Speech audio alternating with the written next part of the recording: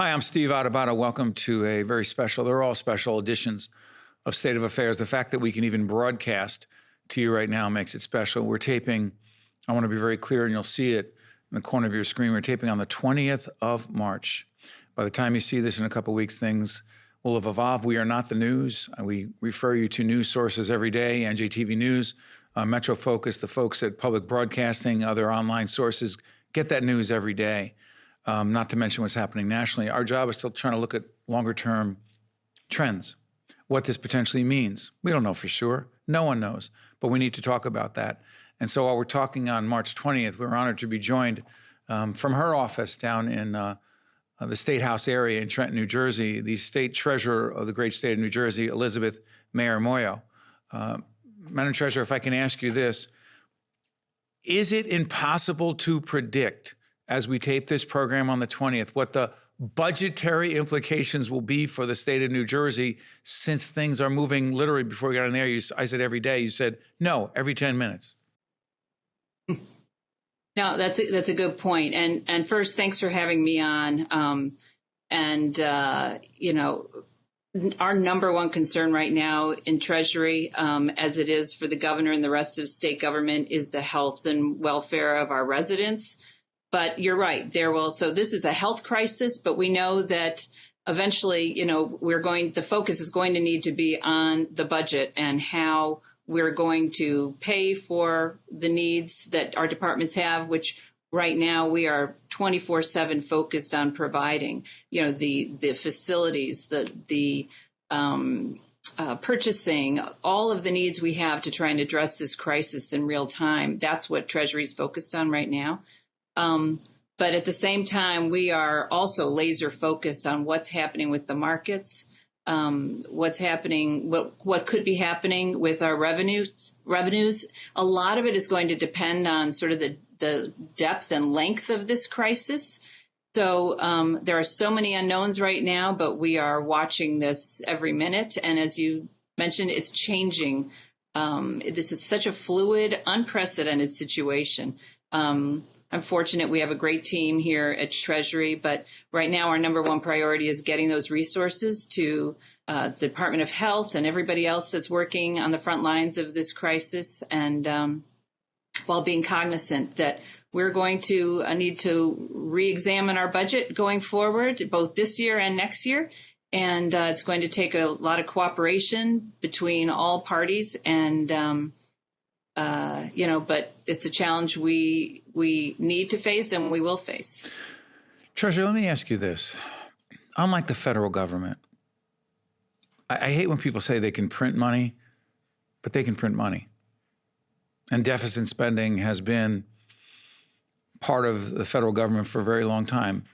Unlike that situation, if I'm not mistaken, there must be a balanced budget by law, and again, everything could be changing, by the last day of June of this year as we tape this program, 2020.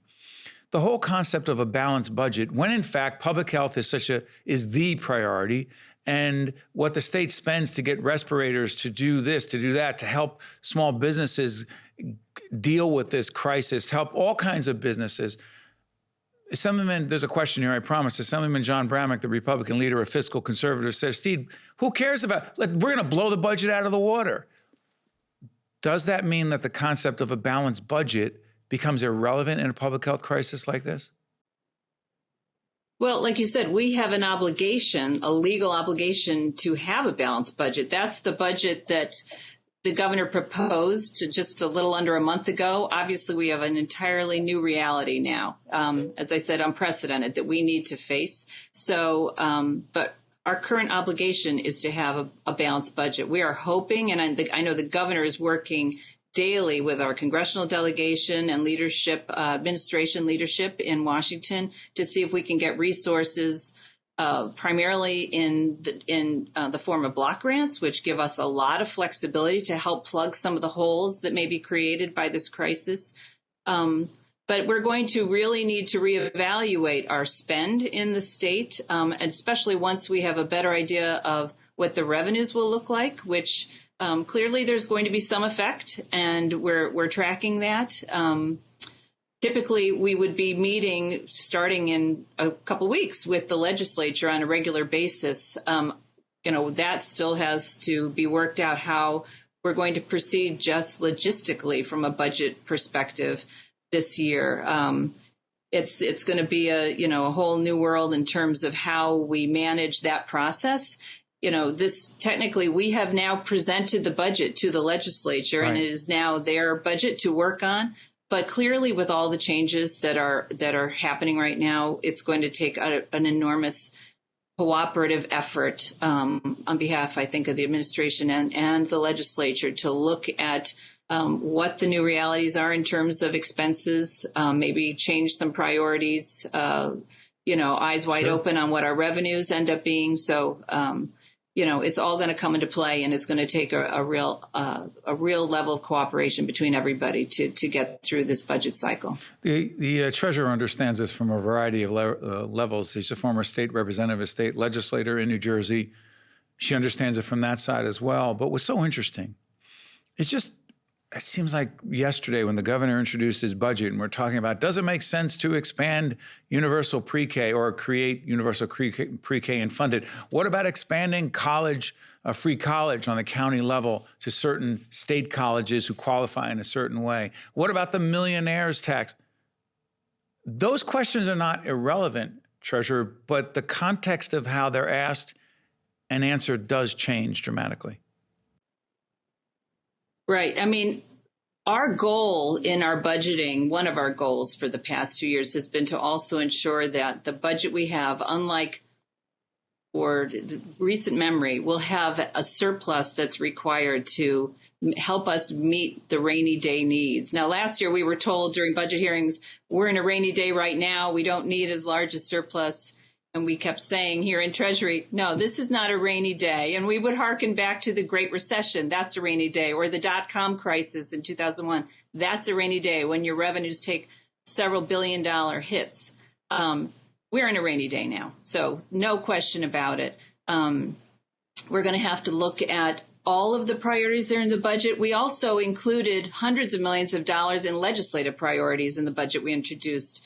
We're going to need to take a look at all of those priorities that are in the expense side of our budget and look at what our revenue side is, going forward, which still is, an unknown quantity at this point. We can imagine it won't be good, that we're going to have some challenges we're going to have to address. The extent to which those challenges reach or, remain to be seen. But we're going to need to work together and, look at what our spend priorities are and work on this together. So, as you listen to the treasurer, think about this. And for those who are looking for 24/7 coronavirus information, it's out there. We have made a decision at State of Affairs to be something different, to offer a different perspective. We're not nearly as important as what they're doing, but what we're talking about, you need to think about this as we try to create context. As more and more businesses struggle, if not fail, they cannot pay taxes. As more and more people lose their jobs, they don't pay income tax. The point I'm making is that the treasurer, with her team, is trying to balance the revenue coming into the state with the expenditures that need to be made to protect us short-term and long-term. Treasurer, am I making too much of the fiscal impact of the coronavirus in terms of tax collection and then what it means in terms of what you have in the budget, because you have to balance the budget and you can't just borrow money? Right. And we have to certify revenues what does that mean? Forward. Now, typically in a budget cycle, we introduce the budget. And at that point, when the governor gives his budget message, we state what our forecasts for revenues are for both the current fiscal year, FY20, and the proposed budget fiscal year, which is FY21. We then will, in May, once we have a better idea of our tax collections for this year, once the April tax collections come in, we do a reforecast of both current and next year revenues. Right. So April is a huge year for us. Typically, we get then, we have a little bit of a cushion to adjust the budgeting as a result. Once we know what those returns look like. Now, the federal government has now extended the payment deadline, and we partner up typically with the federal government on that. The legislature passed a bill, which is now on the governor's desk, to extend the payment for gross income tax and corporate until June 30th, which is the end of our fiscal year. That's right. That will make revenue forecasting harder because we won't know what is actually going to be coming in the door.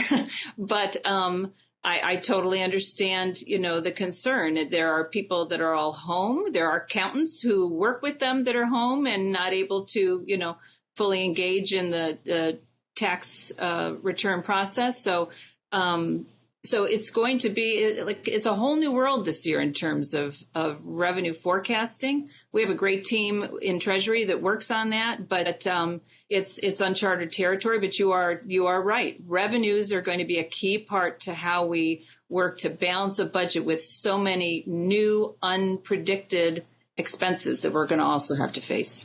Treasurer, we thank you for joining us remotely like this. Whether you're in the studio or not, everything that you just had to say was so important. Next time we see you, hopefully it will be in the studio. And we wish you and your family and your team at Treasury all the best. Same to you, Steve. Thank you very much. This is State of Affairs. I'm Steve Adubato. Remote or not, we'll be right back. State of Affairs with Steve Adubato is a production of the Caucus Educational Corporation.